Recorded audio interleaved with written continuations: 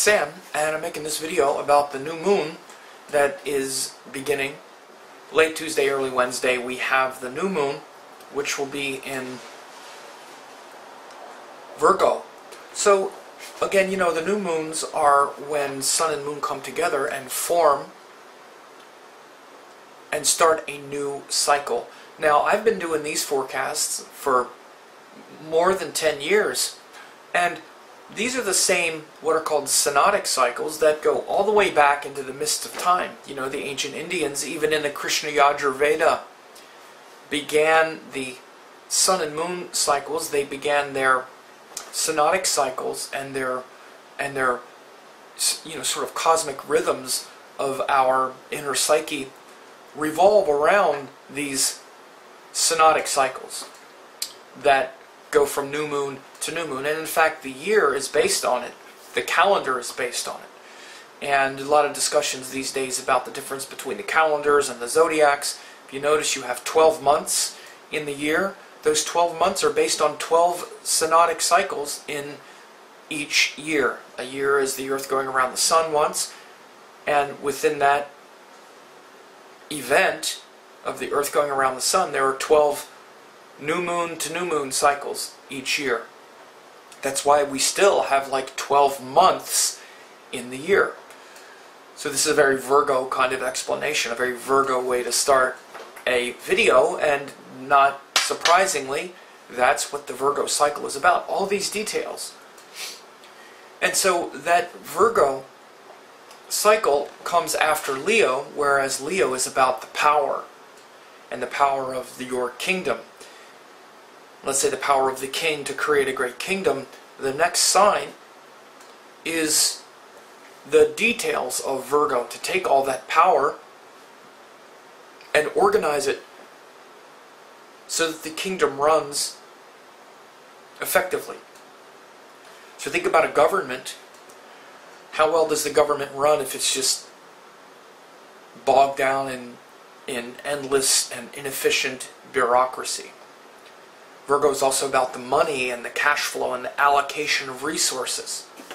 Again, what happens when the kingdom wastes money, and let's say like a government, right? So this is an archetype or stereotype, but there's also like your household. Like you've built a kingdom.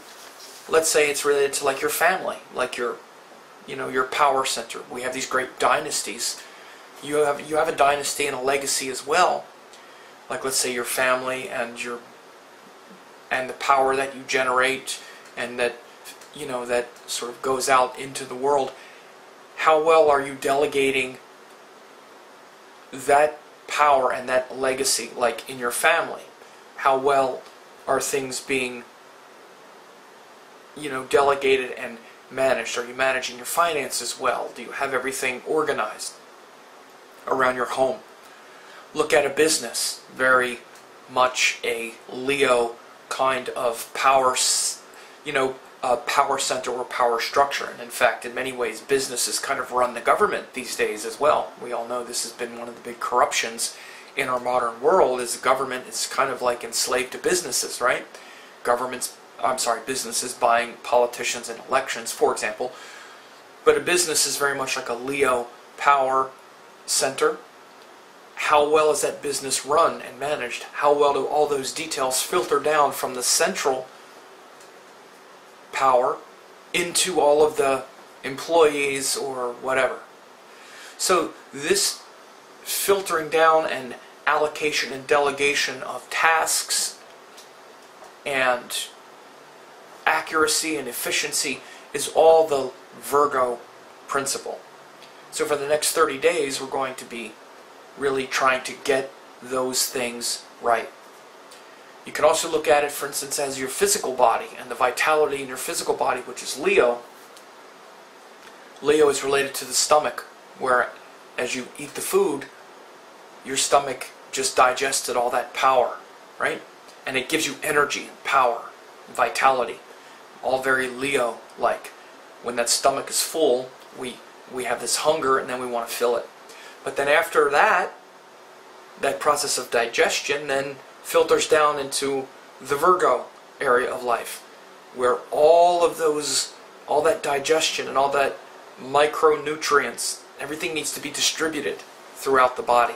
All those millions of tasks have to be done precisely. And it's the Virgo, and you know, this is why Virgo rules like the intestines and the digestive tract. Leo's the stomach, which is the vacancy, the vacant hole that we want to fill, and that we so that we then digest and get energy.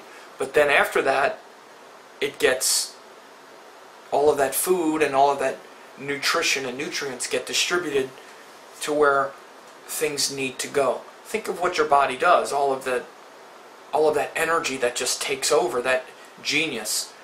So again, you can see this in Virgo with all these tasks and details. And so our ability and facility with all those tasks and details will be important for the next 30 days. And of course, relative to where Virgo is for you, that will be an important area of life. Like for instance, if you're a Pisces person, Virgo is your 7th house. If you're Gemini, it's your 4th house. So it's a totally different cycle based on your ascending sign, your rising sign. So you may know, most people do know, that I have a member site, a forecast site, where you can understand how this 30-day Leo cycle will impact you based on that house. You also get 2 weeks of forecasts.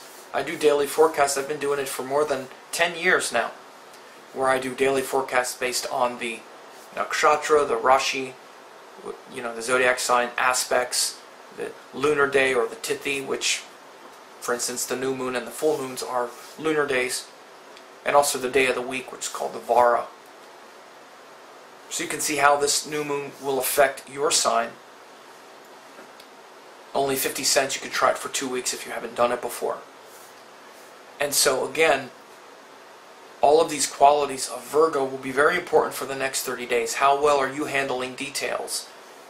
And you know, one of the things about this whole relationship to detailed tasks, it can often seem sort of like menial jobs and menial labor. You know, like the king is the king, but then his secretaries have to delegate all these tasks, and those who have to perform those tasks can often feel like they're just performing menial jobs.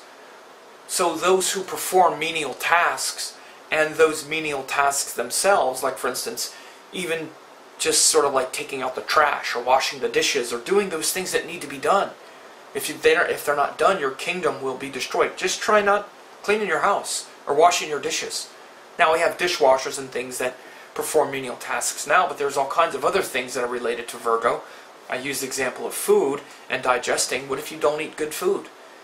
And you bog your body down with all of these tasks that are difficult. Then your food doesn't digest, you don't have vitality and energy, and eventually it leads to illness, sickness, and disease. So this is why the Virgo area of life is so important. We have to be eating good food. And I don't just mean good food through our stomach, but I mean through our mind. We need to be filling our life with what vitalizes us and what is our heart's desire, which is the real Leo energy, which is where we just were. So we build a kingdom that's worth defending, that we love. Then, when we fill our stomach and our heart and our mind with pure things that we love, then the digestive process and the delegation and the authority becomes easy. We don't mind being in service to something that we love. But if we're in service to things that we don't love, then the Virgo area of life becomes a problem.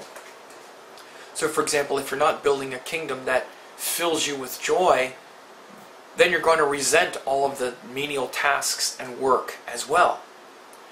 But if your life is filled with what you love, like for example, my life is, you know, really filled with what I love. I'm very blessed at this point in my life. I've worked hard for it, but you know, to be able to do these videos and to teach astrology and all that, I really love it. You see this part, but you don't see after I turn the camera off. It's one menial task after the next. And I delegate a lot of those tasks, but some tasks I have to do. And even managing the people that I have to delegate the tasks to is something. So the more, like if I would want to grow my kingdom, I would have to get a better task force, more people to do menial tasks so that I can do these kinds of things. But then I have to manage the people managing the tasks. So you see how it works. So eventually when you do something that you love, all of those menial tasks or that work becomes service. This is why Virgo is related to service. Service to something that we love, or feeling in bondage and in servitude when it's something we don't love. So when we have to go to work and just perform these menial tasks, and it's not something that we like, it just feels like, ugh. So fill your life with what you love, which is the Leo principle, then all those tasks and that hard work won't feel so difficult and draining. So these will be big themes for the next 30 days. Now it's in Uttar Falguni Nakshatra, which is literally the nakshatra between Leo and Virgo, right? And so it's where all of those tasks from Leo, or I'm sorry, all of that power of Leo filters down into all of these tasks. Uttar Falguni, last 3 degrees and 20 minutes of Leo and the first 10 degrees of Virgo, ruled by the god called Aryaman. And Aryaman was the god of contracts, official business. For instance, things like marriage. Marriage is contract. It's official. It's official business.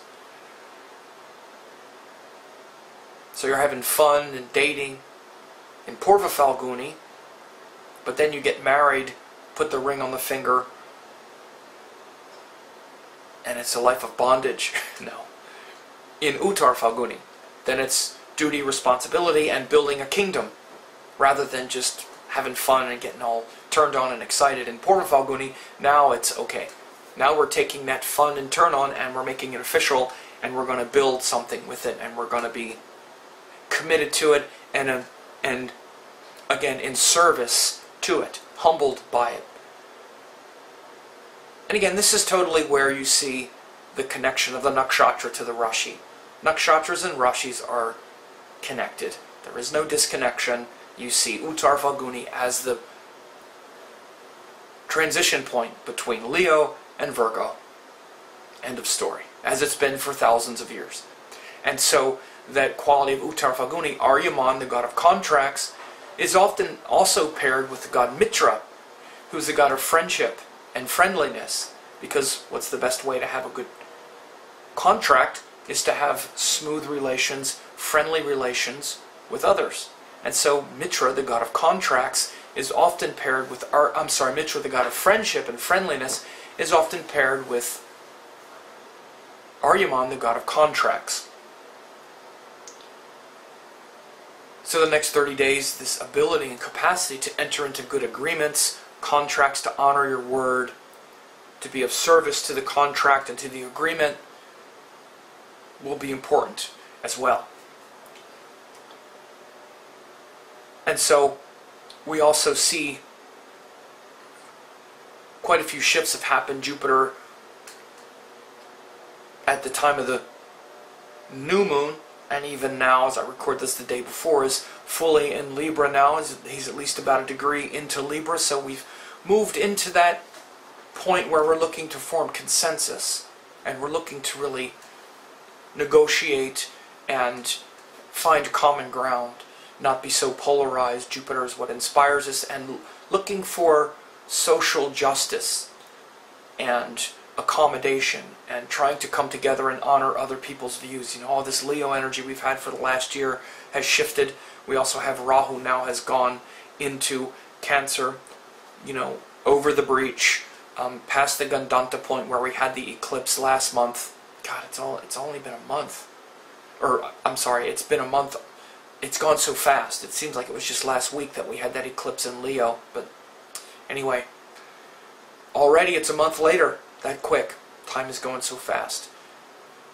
So, but now Rahu is in Cancer, so it's a more emotional, devotional time. And this is a great opportunity now. You should have felt, you should feel this shift towards something more devotional emotional, and really connected to the heart. Hopefully more gratitude and those kinds of things awakening. And again, Jupiter going into Libra, much more about finding social justice and accommodation of those views that need to be accommodated. And we still have quite a few planets in Leo, especially Venus, Mars, and Mercury. So there's still a lot of Leo energy. But they've moved, it's not as much in Magha. They're moving into Purva Phalguni. We have Mars and Mercury in Purva Phalguni, so it's not as perhaps fiery, because Magha is much more fiery, you would say. Mars and Mercury in Purva Phalguni, more, you would say, motivated towards enjoyment, pleasure, happiness. And however, Venus is in Magha, so it's a good time to really, place our relationships on the sort of throne in our life and really honor the, the sanctity of relationship, and maybe even learn a lot in our relationship. Because again, Magha is related to the Pitris and the divine ancestry. Saturn is still stationing at 27 Scorpio. So again, part of us is still feeling kind of stuck in that stuck in that Saturn energy, because Saturn has been stationed at 27 Scorpio for a couple months. So part of us still feels like we're sort of intransient a little bit and kind of stuck. But he's not moving backward anymore, but we're still at that kind of 27 Scorpio energy, which still feels like there's a lot of energy in transition. But this video is mainly about that new moon in Virgo, a time to really organize your kingdom, have it be of service, where you're of service, and where you are hopefully filled with the joy in your heart so that you can be of service to those things that allow you to fulfill your mission and purpose. Uttar Phalguni is the god of contracts, where we organize and delegate, where we organize the power of the kingdom, delegate it into the tasks that need to be done, and enter into agreements with purpose and friendship. So again, if you're interested in seeing how this would affect your sign, you can join and register for the member site, only 50 cents for 2 weeks. You also get daily forecast, and you get the forecast for this 30-day cycle in Virgo as well. So you have a good one.